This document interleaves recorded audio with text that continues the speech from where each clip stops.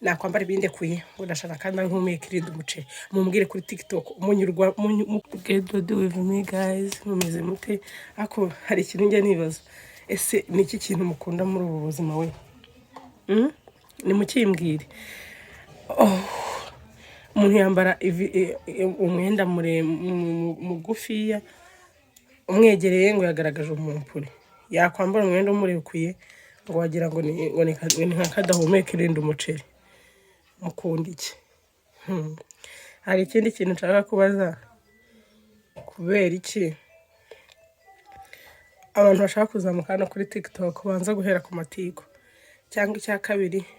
abandi badahereye ku matiku akavuga ngo hari abantu nshaka gufasha ariko abantu nshaka gufasha ngo nuko babanza kufolowinga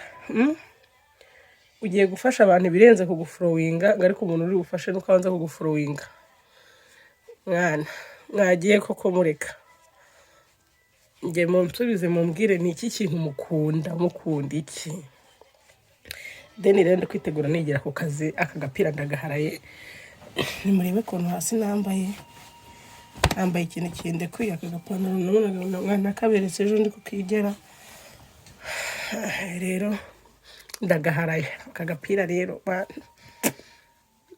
ndagaharaye aka gapantaro narakaguze hita nanga crashingira hita nkasarira niyo mpamvu nakambaye deni rero uyu munsi ntabirenze reka twitane kuri ya minwa yanjye nkunda cyane iyi minwa mwarancereje mutuma nanjye nyikunda banduye ndabizi ko ntari mwiza cyane niyo mpamvu ntari bukabirize ngo ngire ibirenze gutya ndi kubabaza ngo nsubize icyo kintu mumbwire n'impamvu kugira abantu bashaka kuzamuka banza gusebanya ibintu by'abandi mu business y'abandi ni icyo kibazo mfite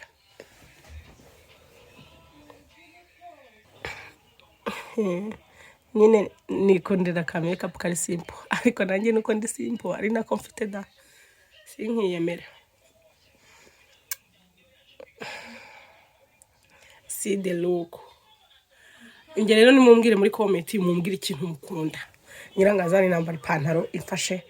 Nyirangazari wagaragaje umumpuri kundi iki mukunda abantu baza babasikaminga ariko ikindi then ndashimira abantu muza kudusapotinga muri business zacu murakoze cyane kandi nanone ndashima n'Imana gitumye gihumuka umwuka w'ubuzima n'injoro abajura bari banteze bashaka kunyambara telefone